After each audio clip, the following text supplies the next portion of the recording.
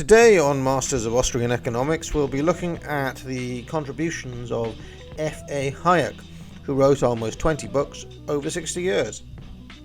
Of these, most of the ideas I'll be discussing come from his earliest works, written in the 1930s and 40s.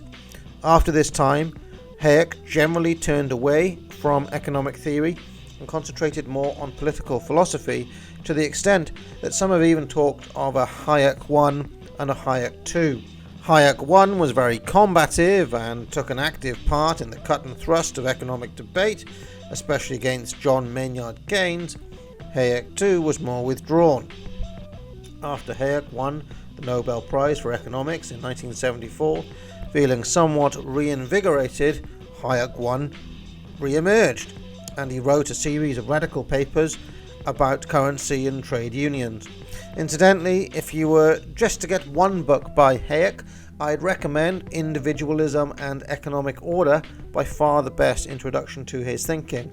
If you want a one-stop shop introduction to his macroeconomic thought, Business Cycles Part 1 in the Collected Work series combines monetary theory and the trade cycle and prices and production. All of these are available for free at the Mises Institute, and I've linked them in the show notes. Hayek's contributions to economic theory are chiefly in his development of Austrian capital theory, as well as the theory of the business cycle, and then what was to become known as the knowledge problem. If you have not yet seen my videos on Bohm-Bawerk and Mises, it is strongly recommended that you watch them before continuing, because Hayek builds his ideas directly on top of theirs.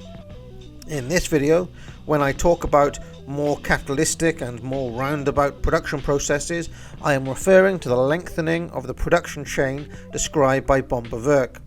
And when talking about the business cycle, I am referring to the Austrian business cycle, which is the intertemporal misallocation of resources caused by credit expansion as described by Mises. The rest of this video will not make sense to you until you understand these two things. In the 1930s, Hayek was dismayed by the sort of macroeconomics that was becoming en vogue in the profession, in both America and in Britain.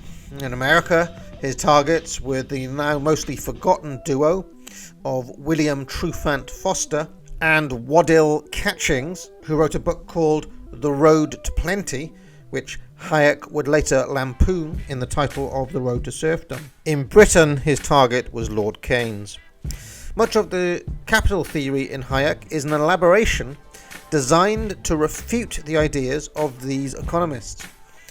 There were fierce debates at this time, and it was in this context that Hayek wanted to explain in the clearest terms the Austrian theory of capital, price formation, and how these things relate to the business cycle.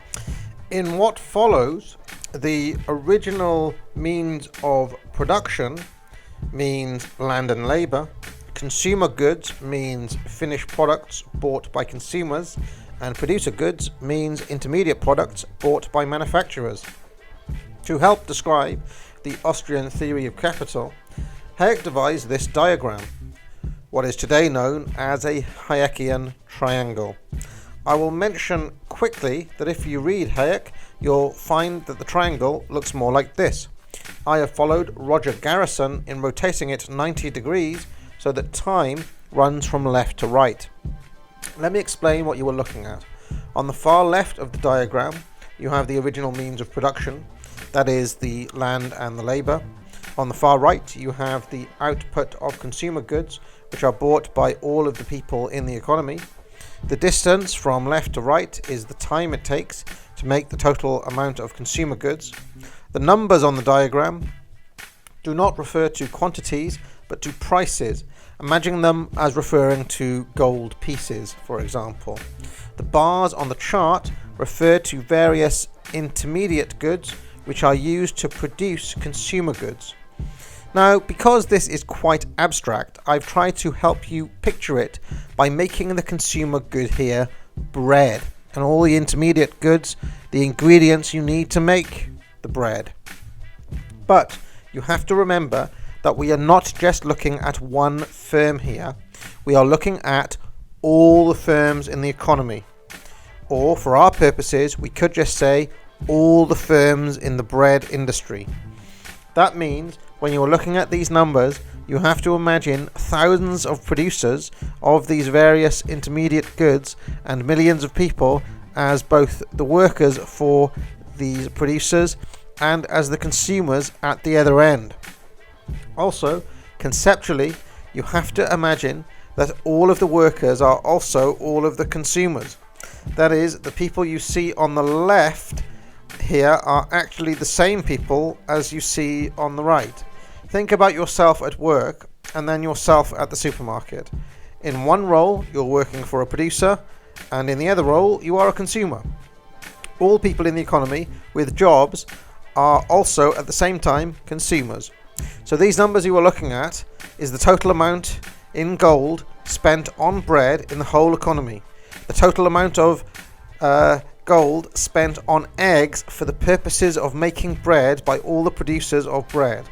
The total amount spent on milk for the purposes of making bread by all the producers of bread, and so on and so forth. Finally, you have to imagine that we are in an evenly rotating economy. That means that this 40 gold coins on consumer goods, the 32 that is spent on eggs, 24 on milk, is also spent in week 2 and in week 3 and in week 4 ad infinitum. Working at this level of abstraction, we are doing what is typically called macroeconomics. However, it was precisely with macroeconomics, as it was being done by the likes of Foster and Catchings and by Lord Keynes, that Hayek had a problem. Foster and Catchings had written a book called The Dilemma of Thrift, in which they argued that savings can be harmful to an economy because they can lead to underconsumption. In his treatise on money, Keynes agreed. This created a problem because in order to invest into capital goods, new machinery, new workers, new intermediate goods for the production process, savings are necessary. So the dilemma is created because if money is taken out of the total supply by producers for the purposes of investment, it means that there is less money to be spent on consumer goods. So what would be the point of investing as a producer if you're going to end up with less money and less sales because of the underconsumption that you have caused with your saving? And ultimately, they argued that in order to give an incentive for producers to invest more without producing this underconsumption effect, the government needs to step in and release more money into the total supply so there is no drop-off in consumption. It was this that Hayek objected to the most, and herein comes our diagram. Let us pretend that the money supply is fixed. That is, that there is no new money in this system. No central bank can print more. The producers decide to take 10 gold pieces from the general spending on consumption and to allocate it instead on stages of production. Let us say they've added a new yeast formula and some preservatives. Now, those 10 gold pieces are being spent in the production of intermediary goods and not on consumption. So on the face of it, Foster and Catchings and Lord Keynes are right. There is less money being spent on consumption. But Hayek points out that because the production process is now more capitalistic and more roundabout, the total amount of bread will increase, even though the total amount of money spent on bread has been reduced from 40 to 30. The per unit price of bread will naturally come down. For Foster and Catchings and for Keynes, this is bad because they had this idea that deflation is bad. But Hayek argues that this is nonsense. The consumers now get more bread for less money. How can this be bad? All that has happened is that the relative quantities of bread and money have changed. The 10 gold, which consumers would have spent on bread, is now spent somewhere in the production chain to produce 20 extra units of bread. One may well ask, why would any of the producers do this? But remember that neither the total amount spent on bread as a whole, nor the per unit price of bread matters at all to the individual bread producing firm. Those firms care about their market share relative to all the other bread producers. So even in this fixed economy, the producer who invests in more capitalistic and roundabout processes before his competition may well end up taking a bigger piece of the market with his more efficient processes. It does not matter to him if the total pie is 40 gold coins or 30 gold coins. What matters is how many gold coins are spent with him relative to all the others. In this way, Hayek shows up the limitations of macroeconomic theory, which only uses aggregate statistics or average prices.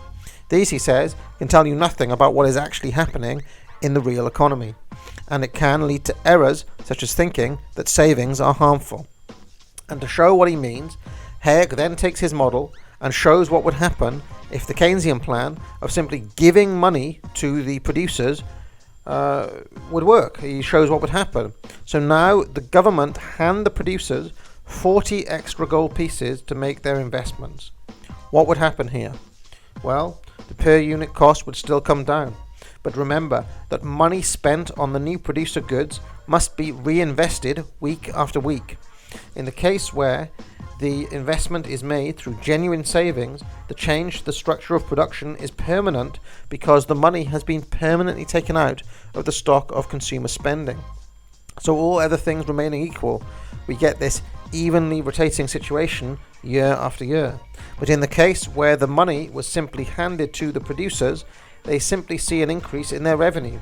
Since the change in the structure of production was induced by an artificial cash injection by the government, what happens when the producers simply blow their new takings on consumer goods?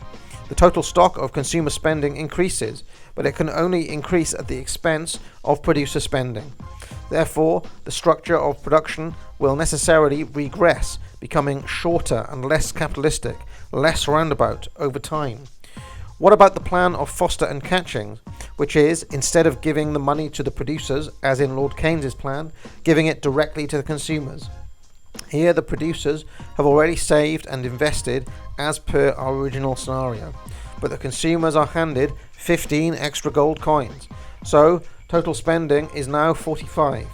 Hayek says this would frustrate the gains made from savings and would result in a reversion to a less capitalistic structure of production because the ratio of producer spending to consumer spending has not changed. And for these reasons, Hayek viewed monetary intervention by the government as being necessarily always a bad thing. Whether you give the money straight to the investors or to the consumers, it creates malinvestments, less capitalistic production processes, and exacerbates the severity of the business cycle. Where Mises focused on the effect of credit expansion, Hayek specifically looked at the role of government intervention and engaged in debate with contemporary economists on the left. So you can see how Hayek was expanding and building on Mises directly. In much the same way, Hayek developed what is known today as the knowledge problem in response to the chief socialist response to Mises's calculation problem. If you recall, Mises said that even with perfect knowledge of value scales, socialism would run into the problem of calculating exactly which technology to use because of the absence of prices. The Polish economist Oskar Lange basically conceded this point to Mises and then argued that central planners could essentially simulate the market internally using trial and error. And therefore they could simulate pseudo prices which could be used in lieu of actual prices. Lange famously joked that a statue of Mises should be given a place of honor by the Socialist Central Planning Board for his valuable insights. Hayek's response was to say that what Lange suggests here is impossible because the statistics on which central planners would have to rely cannot possibly capture the local knowledge of particular times and places, because knowledge is always dispersed among the millions of people in any given economy. Let's go through an example. You're looking to open a new restaurant in town. The data tells you that based on the last 3 years of business, these 4 sites have the following footfall and average spend per person. So those of you with quick arithmetic will have worked out that site D will make the most money followed by B, followed by A, while C makes the least money. So we go for D, right? But I wonder if the calculus will change at all if we add in just a picture of each of these places. And how about just a shot of the surrounding area? And maybe a shot of the last person to go into the restaurant. And perhaps we can add in what nearby parking might be like, and how far away the local market where the chef can access ingredients might be.